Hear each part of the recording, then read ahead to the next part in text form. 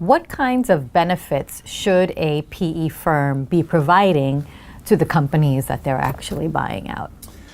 The private equity firms themselves know a lot of people. And they know, they have probably a better sense of the landscape than a lot of the companies that they acquire. So I think at its best, a private equity firm might buy a company, combine it with 2 or 3 companies, create a bigger company that has more, they can charge more for their products, they can buy products less expensively, and they can create a bigger, better business. One I recently wrote about is something called Advanced Pierre Foods. So Oaktree, the hedge fund, bought a company out of bankruptcy that basically buys chicken from people like Tyson, makes it into chicken breasts and other chicken products, sells them to delis and schools and hospitals. So they took one company that was in trouble, merged it with another, held onto it for 7 or 8 years, and just sold it to Tyson, making a nice profit. And I would say they improved the business.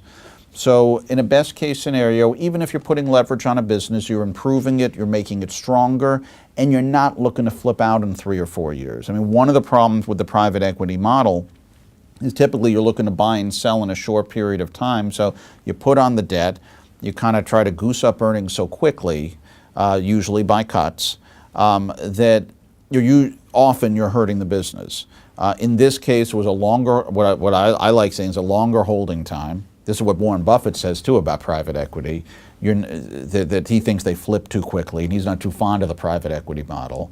But I would say when it works, you're usually holding on longer and you're creating some value. And I would say in that case, they did create value. So can you provide a case study to show a comparison?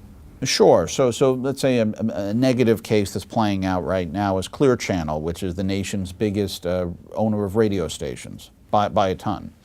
They were bought in a very leveraged buyout.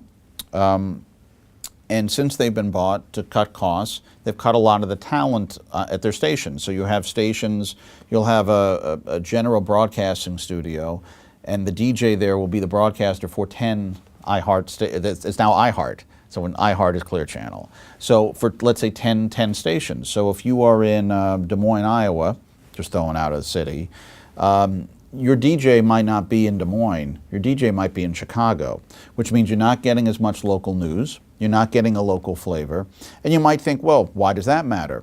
Well, it matters because since they bought it in 2008, I believe, well, Spotify's come into play, and so is Pandora, and so is Sirius. Well, if I just want to hear R&B music, and I don't care about the DJ, well, there's plenty of alternatives. And in fact, I can listen to it without commercials by paying a fee to Pandora or Spotify or others who are jumping into the market, or Apple. So what makes iHeart unique? Not much.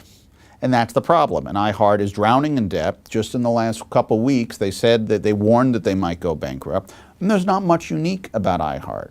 There is something unique, when done right, in local radio, but they gutted local radio to cut costs, to service the debt, and as a result, iHeart is suffering.